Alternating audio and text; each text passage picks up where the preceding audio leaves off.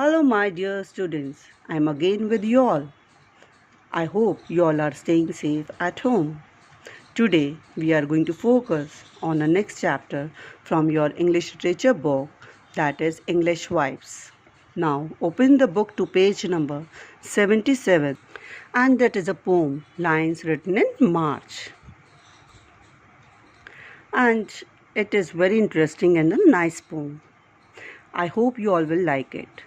The name of the poem or the title of the poem is Lines Written in March, and it is written by William Wordsworth.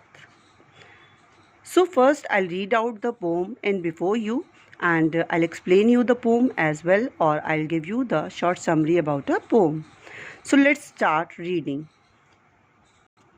The title of the poem is Lines Written in March, and it is composed by William Wordsworth. The cock is crowing, the stream is flowing, the small birds twitter, the lake doth glitter, the green field sleeps in the sun. Children, meaning of stream is a small river. Twitter is means chatter or to talk lightly and rapidly. Doth in very older times this word used, and the meaning of doth is do. Glitter means a shiny appearance. The oldest and youngest are at work with the strongest. The cattle are grazing, their heads never raising. There are 40 feeding like one. Meaning of grazing is to eat grass. Feeding means the process of eating. Like an army defeated, the snow hath retreated, and now doth fare ill. On the top of the bare hill, the plowboy is whooping and on and on. Meaning of defeated is that means to beat somebody. Retreated means move back. Doth fare ill means not well. Whooping means to give a loud shout. And on means shortly or immediately. There is joy in the mountains. There is life in the fountains. Small clouds are sailing. Blue sky prevailing. The rain is over and gone. Meaning of prevailing is existing or most common at a particular place. Now come to the explanation of the poem. It is a very easy poem and it is written by William Wordsworth. Firstly, I am going to tell you something about the poet, that is William Wordsworth. He was born on 7th April 1770. He was an English romantic poet who is best known for lyrical ballads, co-written with Samuel Taylor Coleridge, and The Prelude, a romantic epic poem chronicling the growth of a poet's mind. Wordsworth's deep love for the beauteous forms of the natural world was established early. He repeatedly emphasizes the importance of nature to an individual's intellectual and spiritual development. A good relationship with nature helps individuals connect to both the spiritual and the social worlds. As poet explains in the prelude, a love of nature can lead to a love of humankind. William Wordsworth was also known as a poet of nature. Now let's come to the explanation of a poem. So children, the theme of the poem, that is the lines written in March, is a poem about nature that aspires to appreciate the beauty of the changing seasons. The poem was penned during World War II. It was written during World War II, when people's lives were in motion as the seasons changed. As winter gives way to spring, this poem captures the essence of nature and attempts to establish similarities with humanity. In the stanza 1, the day starts with the sound of the cock, pointing the start of a new day. In the middle of the small river constantly flow. Look at this picture.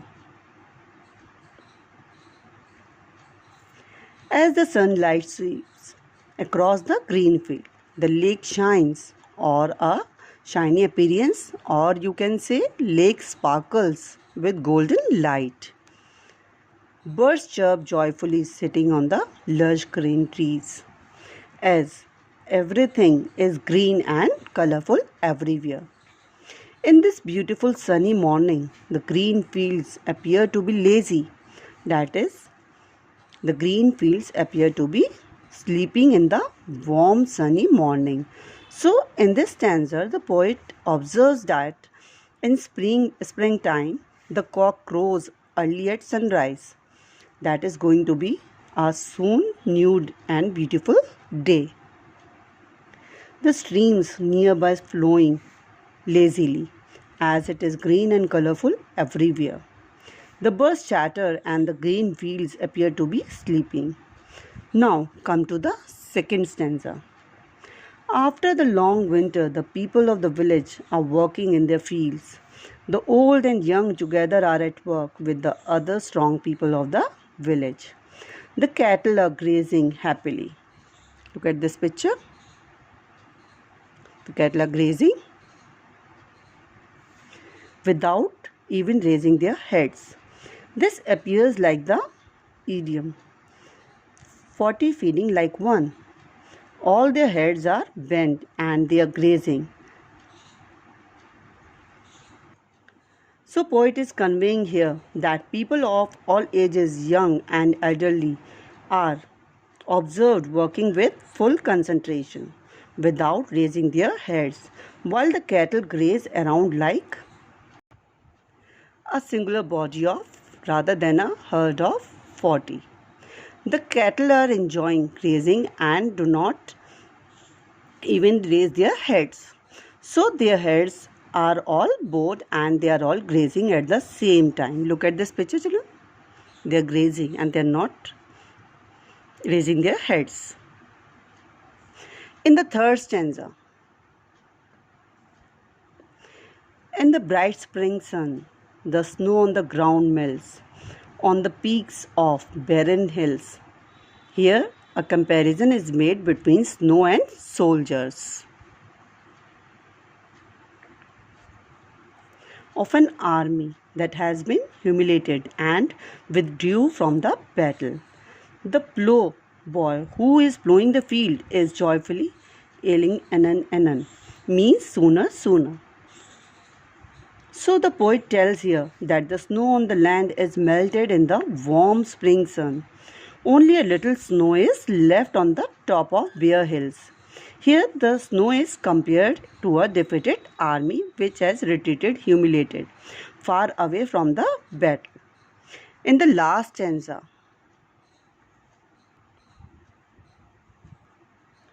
the mountain slopes are now covered in vibrant blooms, a sight that delights the eye and mind of the spectator, which means the mountain slopes are now filling up with colorful plants, a sight which brings joy to the eye and mind of the observer. The melting snow has brought life to the springs that trickle down the mountain slopes, which means the spring flowing down the mountain slopes are now alive with water from the melting snow. Little clouds are floating about under the blue sky. The rain and snow of the winter season is over and gone, and the weather of springtime is pleasant and cheery. So here the usage of March within the title holds a lot of importance throughout the poem. So the poem describes nature as seen in the month of March. So it as called lines written in March. It is springtime. So that's all, children. There is an end of this poem. I hope you all have understood the poem very nicely. Children, please like this video and subscribe to my channel and click the bell icon so that you all will get all the notifications about new videos. Thank you everyone.